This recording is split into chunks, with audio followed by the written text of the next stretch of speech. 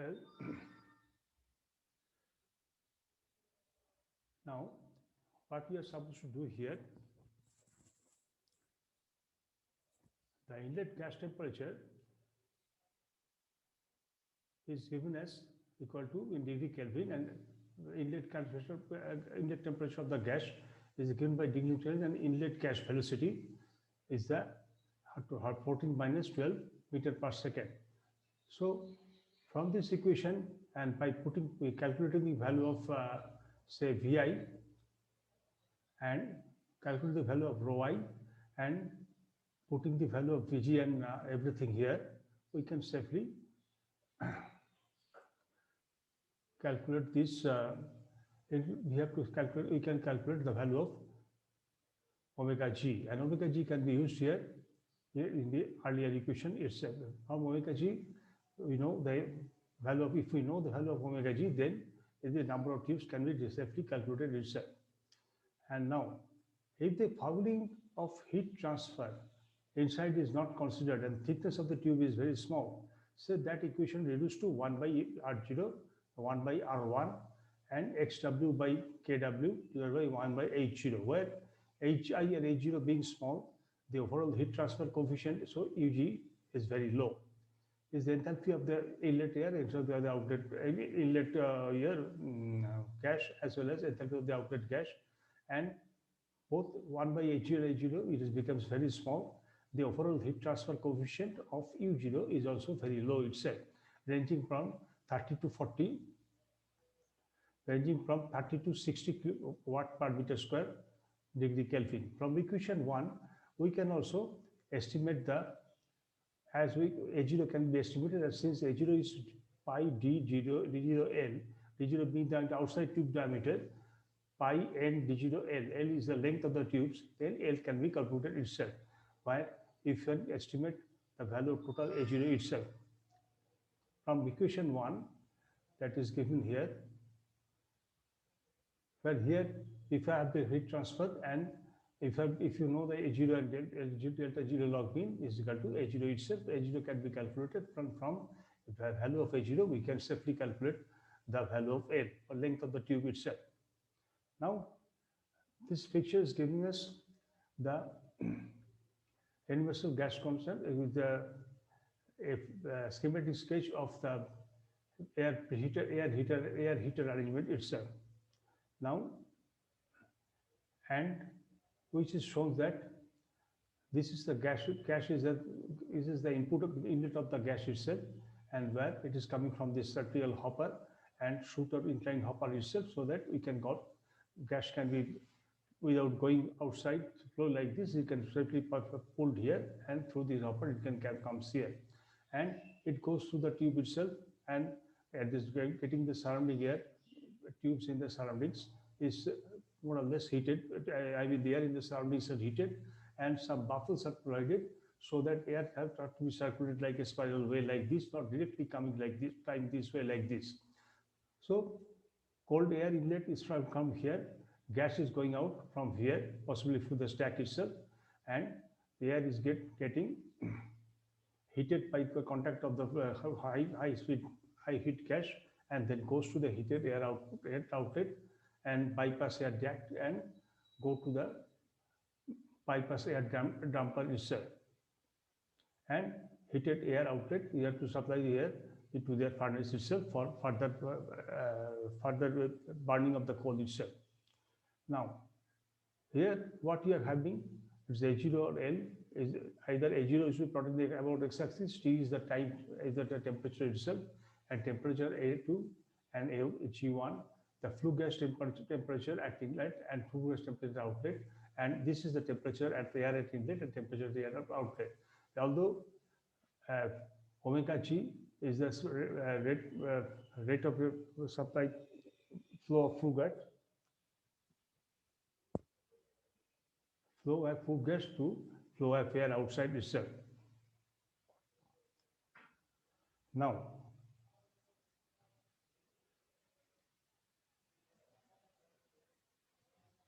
the cost, cleaning arrangement, and the fuel type determination determine the Diameter of the tubes used, modern steam generators use 50 to 65 millimeter OD heated tube itself. The regenerative air heater, known as the storage type, was the heater exchanger itself, having an energy storage medium called the matrix, which is often which is alternately exposed to the hot and cold fluid when just one thing, yes, regenerative air heater. That's so far what you have told. That is a recuperative air heater.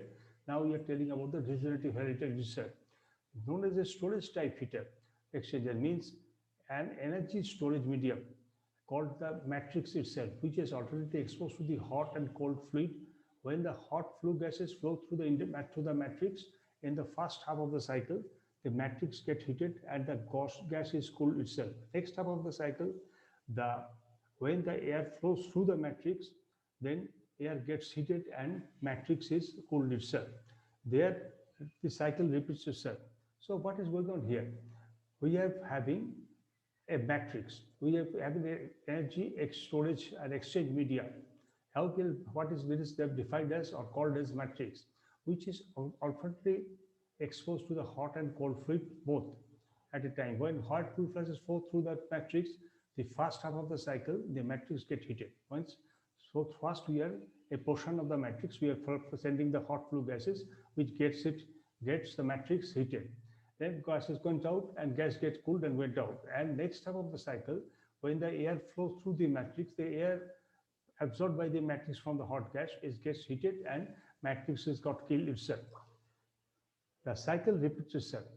The heat transfer from gas to air is thus periodic. The amount depends on the number of heating and cooling executed per second. The amount depends on the number of heating cooling cycle executed per second. The most common type is rotary air preheater, known as Langstrom air preheaters itself. The heat transfer from gas to air is thus periodic. It is not going on. It is not going on always. The amount of air depends on the number of preheating cooling cycle executed per second. The amount of heat transfer is how much is heating and cooling cycle. We don't have it in the period known as L-Jung-Storm air preheater, which consists of a rotor driven by an electric motor through reduction gearing at a low speed with 2 to 4 RPM. The rotor divided into a number of radial sectors, 12 to 24 in numbers, which each sector is being filled with steel sheets, either flat or corrugated. So what we have it here, what is the type of preheater we have to use? The rotary preheater, known as Langstrom air preheating, which consists of a rotor driven by electric motor through reduction motor, air preheating. The name is given Langstrom, and which is a rotor driven by, a rotor is moving by an electric motor through a reduction gearing at a low speed, only 2 to 4 RPM. The rotor is divided into a number of radical sectors. Rotor 12 to 25 in numbers. Each sector is being sealed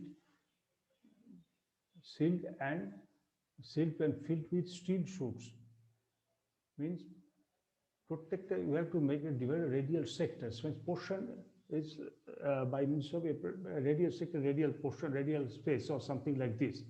Each sector should be filled with steel sheets, whether flat or corrugated. These sheets from the heat transfer surface to plank opposite sectors and acts as seals to prevent leakage of the air. So first of all, in one side, what we are having this type of preheater is a rotor driven. First we have a rotor driven by electric motor through gearbox in very slow speeds, around only 2 to 4 RPM. It is divided into radial sectors, means 10 to 12 in number. 10 থেকে 12 number হবে, 12 to 12 in number. Each sector filled with steel sheets, whether flat or corrugated. This is from the heat transfer surface, because steel is good conductor electricity or of heat. Two blank opposite sectors acts as seals to prevent leakage of air. So all the cavities are not filled, but some of the cavities both the both ends are remains free, so that it acts as a seal to prevent the leakage of air directly to the gas, to the gas part itself, and vice versa, or from the vice versa itself. Uh, as the rotating sector enters the hot gas, as the rotating sectors enters the hot gas zone, they are progressively heated by the gas storing agency energy as a sensible heat itself. When they enter the air, when they enter the air zone, they progressively give up heat to the air. Rotary preheaters are compact heat exchanger with a large heat transfer surface being accommodated in a small balloon.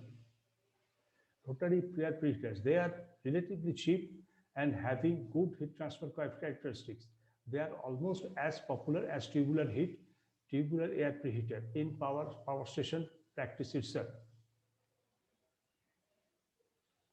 They are relatively cheap and have good heat transfer coefficient characteristic itself.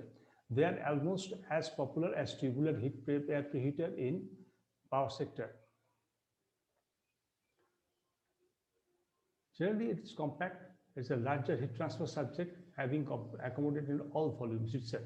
They are relatively cheap, have good heat transfer characteristics. They are also almost as popular as tubular air heater itself. In power sector practice, this is one type of tubular heat transfer coefficient itself. So this is our rotor shaft, which have different heating surface, and which is it's like a separated boxes like this, and which some of them are filled up with steel sheets or steel plates, and a few adjacent plates are remain vacant to avoid the transfer of heat to the air itself. Then it rotates slowly, and a hot air comes through this inlet here and goes out. Flue gas goes out here, and air comes out from this inlet and go out here. And as it is rotating itself, it is absorbing heat from the hot gas here this side. And when this side rotates here, it absorbs the heat. It's release the heat to the air itself. Thus, the total preheating of air is going on. This is another type, another view, and not exactly another view, but is given here. This is the shaft, and over which all the plates of you see blades are housed, and these blades are sealed. And there is the axial shield here, which is totally filled here. Filled is empty and empty, so that no gas can be transferred from this side to this side or this side to this side.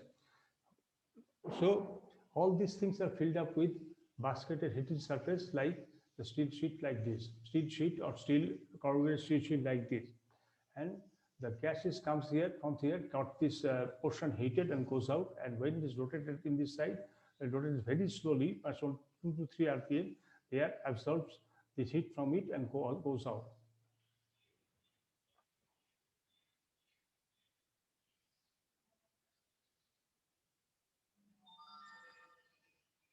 However, there are certain drawbacks here. There are certain drawbacks.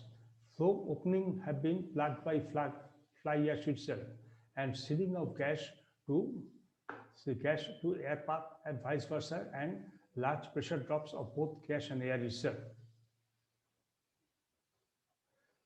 Air flowing being plugged by fly ash itself, the sealing of ash to air path and vice versa, and large pressure drops of both gas and air itself. Results in large pressure drop in both gas and air. If the air is heated to 400 degrees centigrade or above, 2 stages of air preheating are used with economizer installed in between the 2 air preheaters. The first air preheater may be tubular, while the second one may be rotary itself.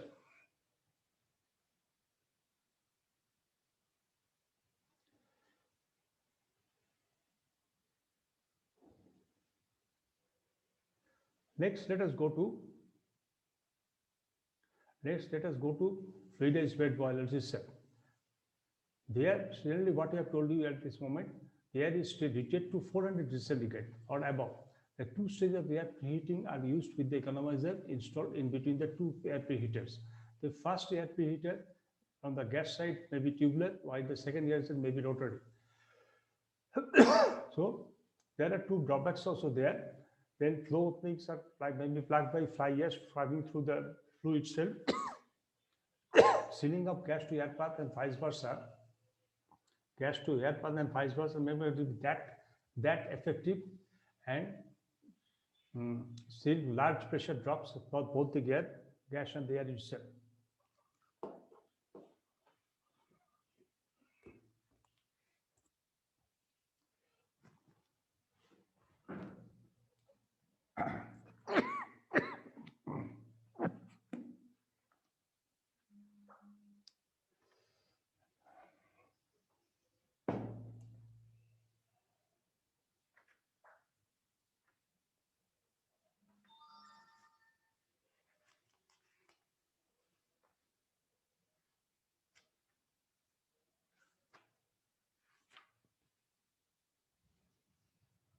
Just 1 second.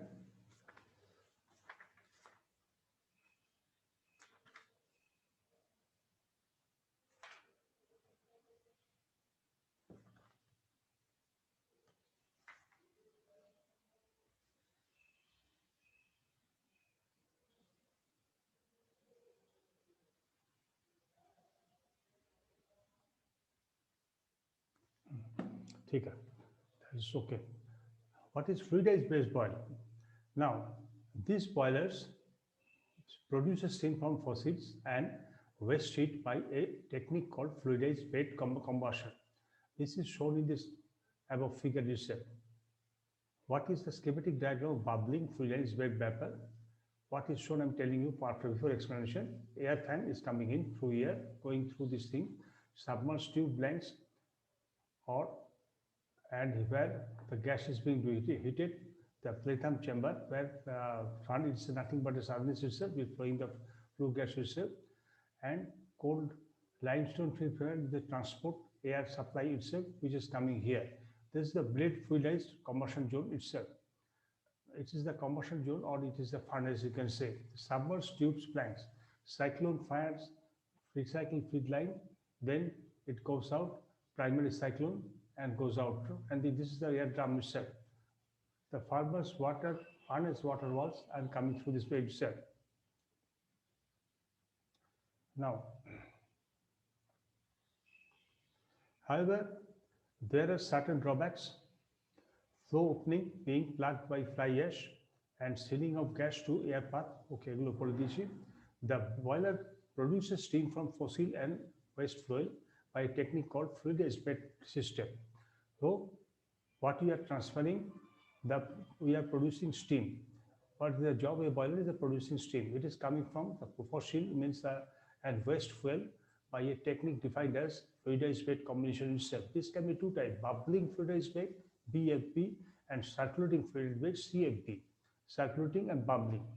The bubbling fluidized bed boiler crushed coil around 6 to 20 millimeter is inspected into the fluidized bed of the limestone just above an air distribution unit, and at the bottom of the bed, as in figure in bulk boiler itself.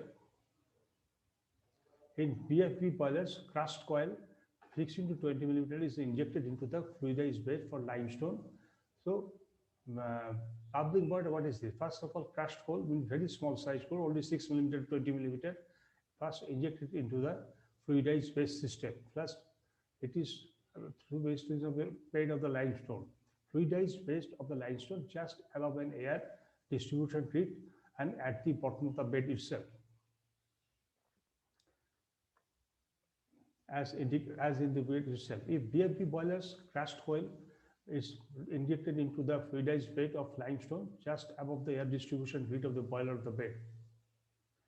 The air flows upwards through the grid from the air plenum into the bed, whose combustion of coal occurs the pre-duct combustion. Leaving the bed contains a large proportion of unburned coal particles which are collected in the cyclone itself. Air flows upwards always through the grid from the air plenum into the plate, whose combustion of coal occurs. The product of combustion leaving the bed contains a large proportion of unburned coal, particulars which are collected in the cyclone separator itself and feed back to the bed. The boiler water tubes are located in the furnace. I am stopping here because no more charges left in my laptop. Only two came, that is the leader and nobody else. I'm stopping the work here.